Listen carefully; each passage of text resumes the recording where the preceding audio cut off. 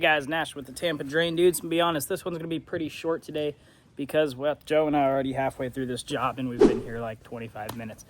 But we got to get stuff done today. So I'm going to go ahead and just give you a quick walkthrough on what this one is. Let me zoom that out. Bam. All right, we're in Land O'Lakes today. Our client has an issue where every time they get a heavy rain, all the water comes pouring down their driveway and it gets inside their garage. Reason being, everything is sloped right towards their garage. Crazy, right? So, how are we fixing this? These right here. These are 5-inch channel drains. They've got metal tops, so they're perfect for driving a car over. Anytime you set these in, you do want to inset them just a tiny bit because they're not roads. They're not made for just driving on all day long, but you are fine to drive across them. If you inset it too, there's going to be less pressure because your tire is going to be resting on the driveway on each side of that channel drain.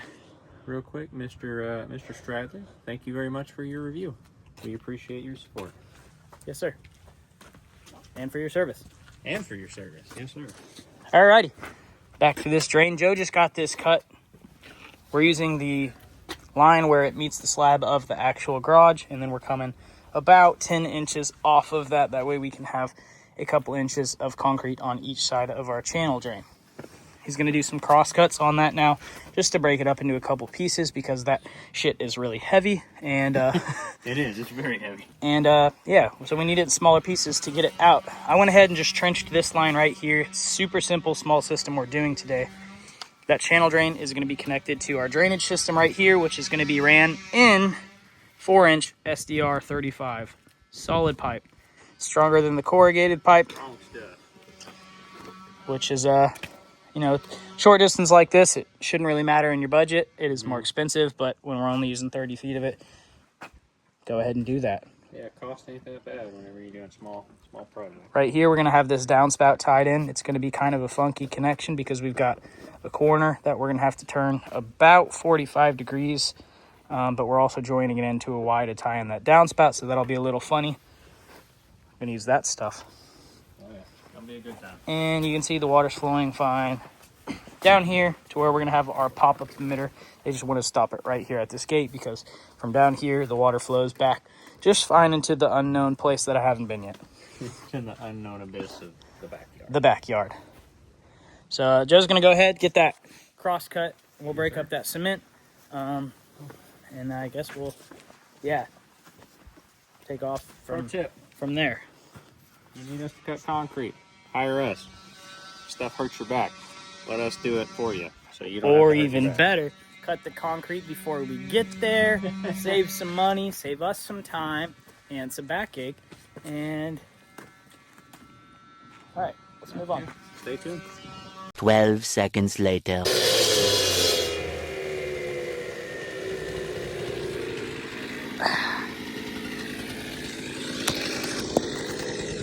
Make sure you stay hydrated while your partner's working hard.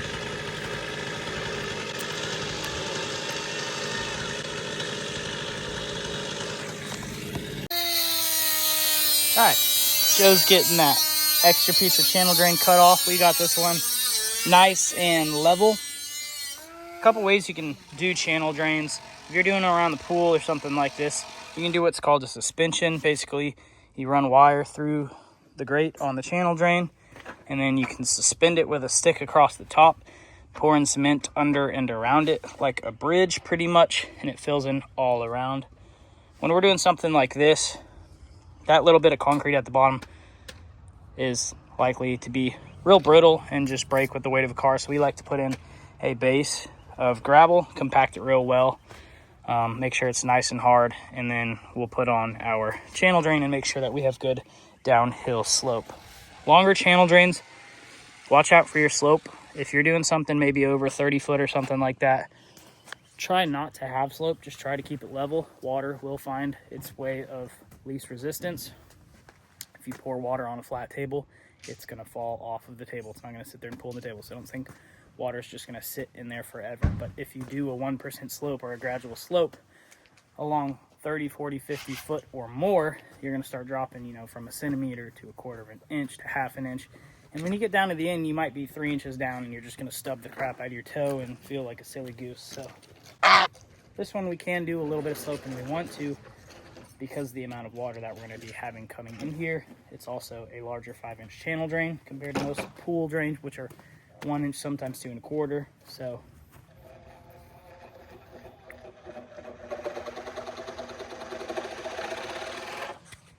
now these 5-inch drain caps that our channel drains that we're running are NDS, really high quality. They look good, they work good, especially if you install them correctly. Anytime you need a joint, they have these little couplers right here that you just slide in. Really simple to install, maybe even with one hand. And they just join in just like that.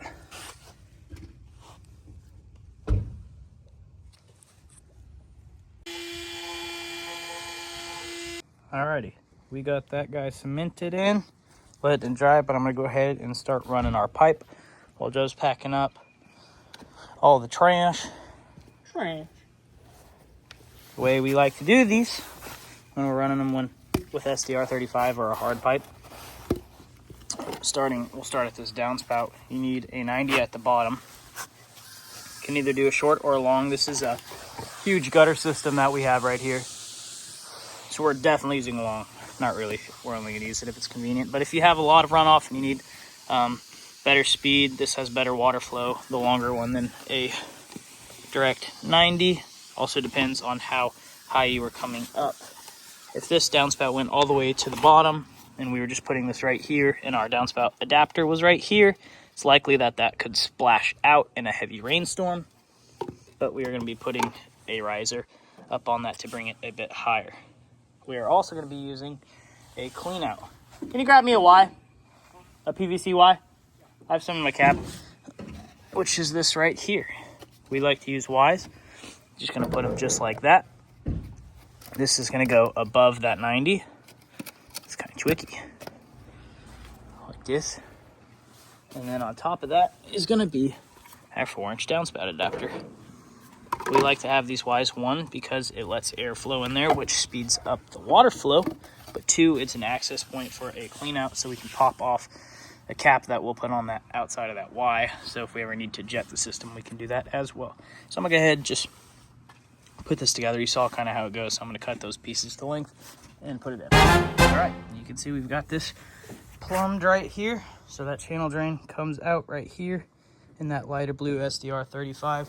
Same kind of pipe, just a different maker. So one's a little more green than blue, if you're wondering. Got the clean out right here. So we'll put a grate on that outlet on that Y right there. That way we can pop it off and no critters get in there whenever it's not being flushed. That runs down here and comes down to our emitter.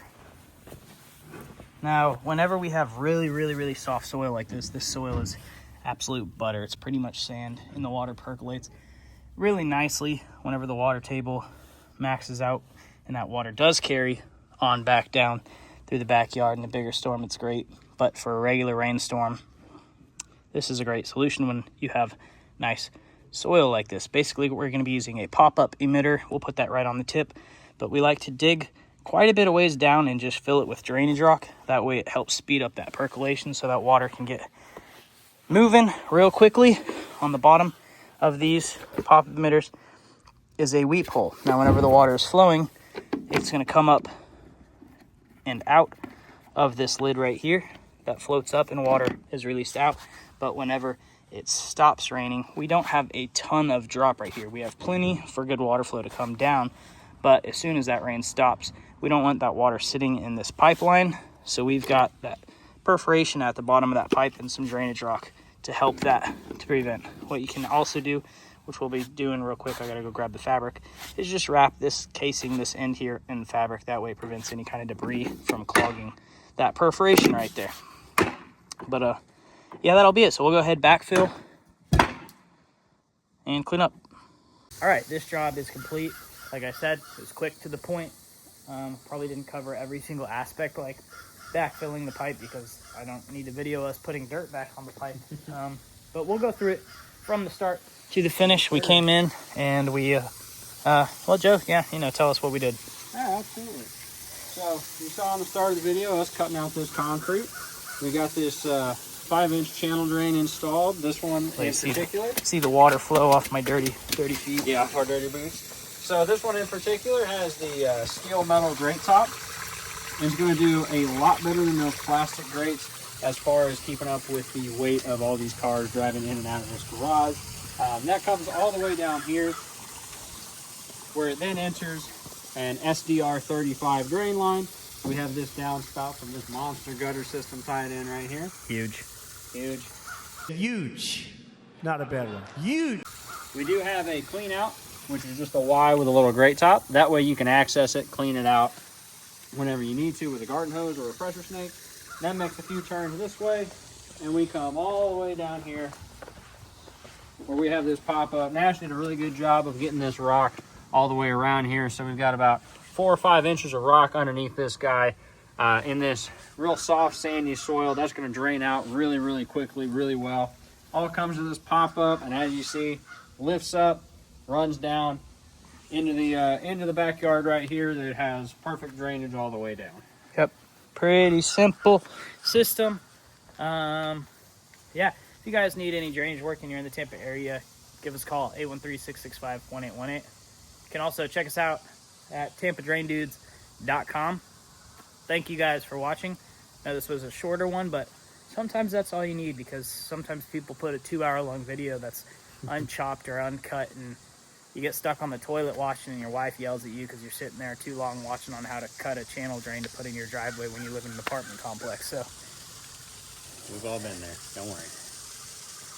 but if you have a driveway and you have a flooding driveway and it looks downhill like this and the water all finds its way down here, This is a great solution. that's the solution. Yeah. Thanks for watching. Click like, subscribe, click subscribe. Click that notification bell so you can, Tell your friends and family.